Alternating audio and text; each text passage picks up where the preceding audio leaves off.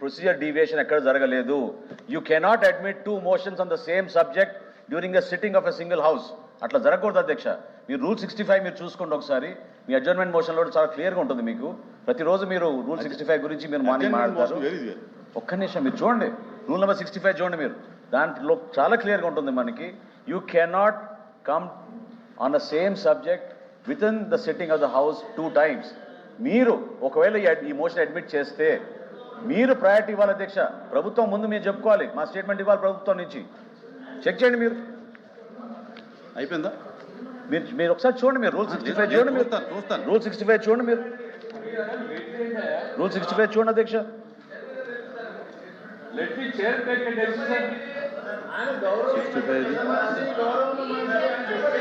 Not more than 1 motion shall be given in the sitting. Sir మీరు చెప్పేటటువంటి rule ఏదైతే ఉందో అది స్టేట్మెంట్కి సంబంధించింది కాదు, అడ్జర్న్మెంట్ మోషన్ సంబంధించినటువంటి. సరే మీరు ప్లీజ్ మంత్రి గారు అడిగి ఇటువంటి లెజిస్లేటివ్ అఫైర్ మినిస్టర్ గారు చెప్పిన దానికి నేను చెప్పాలి. నేను కంక్లూడ్ చేసే ముందు ఒక్కటే మాట చెప్తున్నా మీకు. దయచేసి మన ప్రెసిడెంట్స్ మన దీని ఈ పొరపాట్ల వల్ల ఏమవుతుందో ఒక కొత్త ప్రెసిడెంట్ మీరు ఎస్టాబ్లిష్ చేస్తారు. అటువంటి సాంప్రదాయానికి దయచేసి మీరు దారి ఇవ్వబాకండి. గతంలో ఎక్కడ జరగలేటువంటిది. మీరు ఆ నిర్ణయం తీసుకునే ముందు ఐఎమ్ రిక్వెస్టింగ్ యూ, మీరు ఆ నిర్ణయం తీసుకునే ముందు ఖచ్చితంగా మీరు ఆలోచించుకుని ఆ నిర్ణయం తీసుకోవాలి. కొత్త సాంప్రదాయానికి మీరు దారి తీయబాకండి. ఏనాడు కూడా ఏ సభలో కూడా ఒకే అంశం పైన రెండు మోషన్స్ అడ్మిట్ కాలేదు స్పీకర్ గారు. ఎక్కడ కాలేదు. అది మీరు చెక్ చేసుకోవాలి చైర్మన్ గారు. కరెక్టే కాదు, అది కరెక్టే కాదు. Please please please please please please కూర్చోండి. నన్ను మాట్లాడినివ్వండి. నా కూర్చోండి. కూర్చోవాలి కానీ నా మంత్రి గారు ప్లీజ్ ప్లీజ్ ప్లీజ్ కూర్చోండి. ప్లీజ్ ప్లీజ్ అరుణ్ కుమార్ గారు కూర్చోండి.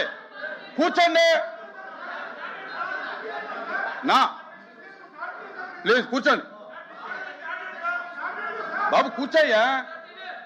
ఇప్పుడు కూర్చో, నేను చెప్తున్నాను కూర్చో. సార్ ఇప్పుడు మంత్రి గారు ఇదొక బ్యాడ్ థింగ్ అని చెప్పారు. దాన్ని నేను కండెమ్ చేస్తున్నాను. ప్రెసిడెంట్స్ అంటున్నారు. కాదు, ఎలా కాదంటే ఎక్కడా కూడా మీ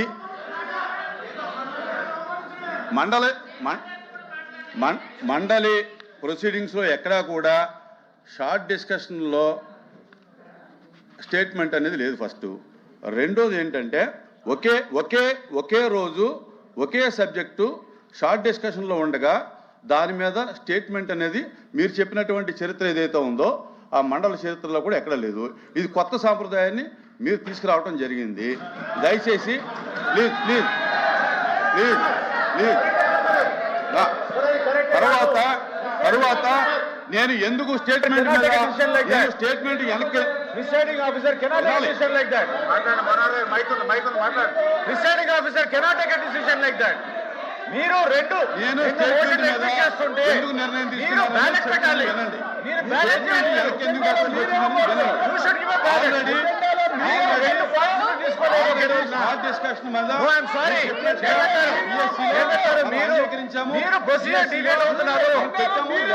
ఇటువంటి ప్రొసీజర్ ఎక్కడా లేదు. 26వ తారీఖున షార్ట్ డిస్కషన్ స్టార్ట్ చేశాము. గందరగోళం మధ్య షార్ట్ డిస్కషన్ ఆగింది. అందుచేత మీరు షార్ట్ డిస్కషన్ స్టార్ట్ అయ్యే ముందు తర్వాత నోటీస్ ఇవ్వడం జరిగింది.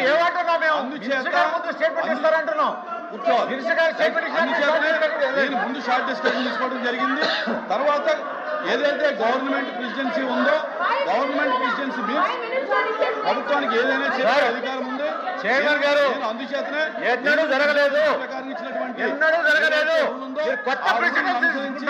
నేను లిస్ట్ చేయడం జరిగింది. దయచేసి సహకరించమని చెప్పి కోరుతున్నాను. చైర్మన్ గారు ఇది గతంలో ఎక్కడ జరగలేదు.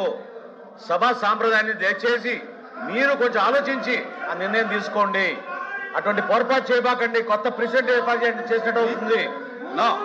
సేమ్ సబ్జెక్ట్ పైన ఒకే రోజున సేమ్ సబ్జెక్ట్ పైన ఒకే రోజున సబ్జెక్ట్ తీసుకోలేదు. మీరు పదే పొరపాటు అనే మాట ఉపసంహరించుకోవాలి. ఎక్కడా పొరపాటు చేయలేదు. ఇది ఎస్టాబ్లిష్ వెళ్తుంది. చైర్మన్ గారు, ఇది ఎస్టాబ్లిష్ కన్వెన్షన్ ప్రొసీజర్. మీరు తీసుకునే నిర్ణయం ఒకసారి దయచేసి ఆలోచించండి. ప్రభుత్వం తరఫున మంత్రి గారు స్టేట్మెంట్ ఇచ్చిన తర్వాత మీరు ఓపెన్ గా డిస్కషన్ పెట్టండి. అంతేగాని ఒకే రోజున ఒక సిట్టింగ్ ఆఫ్ ద హౌస్ లో మీరు రెండు సబ్జెక్ట్స్, రెండు డిఫరెంట్ మోషన్ల కింద తీసుకోవచ్చు. కానీ ఒకే సబ్జెక్ట్ మీరు రెండు మోషన్లు తీసుకోలేరు. వినండి మనోహర్ గారు, నేను రెండు ఎవాల్యుయేటింగ్ కాదు. ఖచ్చితంగా ఎజెండాలో రెండు ఐటమ్స్ ఎందుకు పెట్టారు? మీరు అడిగారు. అడిగితే పెడతారండి. రూల్ ఉండదా? ఎలాగంటే రూల్ ఉండాలి కదా. రూల్ లేదని మీరే చెప్తున్నారు. రూల్ లేదని మీరే చెప్తున్నారు. మీరే చెప్తున్నారు కదా, గవర్నమెంట్ ప్రెసిడెన్సీ ఉంది 306 ప్రకారంగా ఇచ్చామని చెప్పి. పెట్టాం సార్. అవునండి, అది ఉంది కాబట్టే పెట్టాం. ముందుగా ఇచ్చాం మీరు కదండి. లేదు అనేటప్పుడు ఎజెండాలో ఎందుకు పెట్టారు? దయచేసి చైర్ని గౌరవించి కూడా షార్ట్ డిస్కషన్ స్టార్ట్ చేయాలని కోరుతా ఉన్నాను.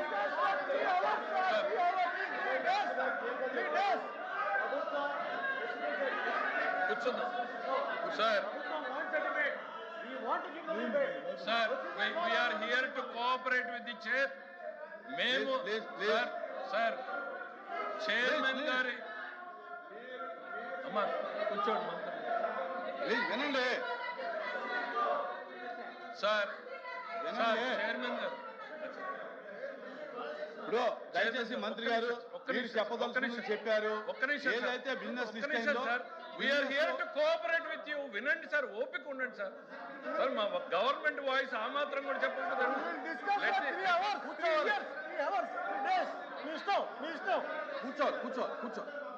కూర్చోవాలి. కూర్చోండి ప్లీజ్, కూర్చోండి please. Let the house be in order sir. కూర్చోండి సార్ 3 రోజులు మాట్లాడతాం సార్. సార్ నేను పదే మళ్ళీ చెప్పేది ఒకటే సార్. ఈ సభలో చర్చ జరిగిన తర్వాతనే మేము ఇక్కడ నుంచి బయటికి వెళ్ళదలుచుకున్నాం. సభ జరిగిన తర్వాత సభ జరగాలి. సభలో ఎంతసేపు తమరు అనుమతిస్తే అంతసేపు సభ్యులు మాట్లాడతారు. దానికి అంతసేపు ప్రభుత్వం సమాధానం చెప్తుంది.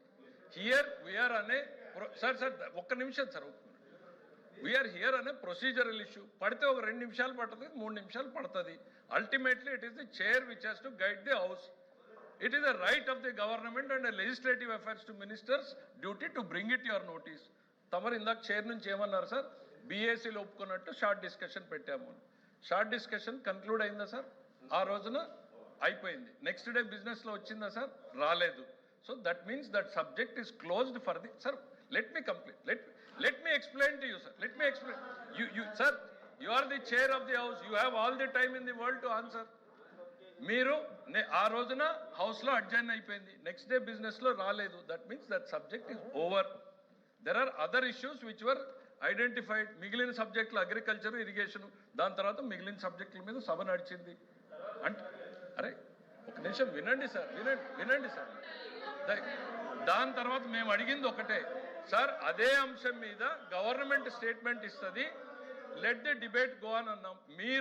మేము పదే చెప్తున్నాం సార్, మీరు షార్ట్ డిస్కషన్ టేకప్ చేసిన, స్టేట్మెంట్ టేకప్ చేసిన ఈ ప్రభుత్వం ఇక్కడ కూర్చుని వీళ్ళందరికీ సమాధానం చెప్పిన తర్వాత, దోషుల్ని ప్రజల ముందు నిలబెట్టిన తర్వాత మాత్రమే ఇక్కడ నుంచి బయటికి వెళ్తాం సార్. మా రిక్వెస్ట్, హంబల్ రిక్వెస్ట్, నేను మళ్ళీ చెప్తున్నా, నా హంబల్ రిక్వెస్ట్, ఒక బ్యాడ్ ప్రెసిడెన్స్, చారిత్రాత్మక తప్పిదం ఈ సభలో జరగకూడదు అనేటువంటి ఉద్దేశంతో మీ ముందు పెడుతున్నాను sir. It's a humble request. వినండి, గవర్నమెంట్ స్టేట్మెంట్కి అవకాశం ఇవ్వండి, తర్వాత డిస్కషన్ ఎంతసేపు అన్నా కంటిన్యూ చేయండి. అల్టిమేట్లీ వాట్ ఎవర్ డెసిషన్ వి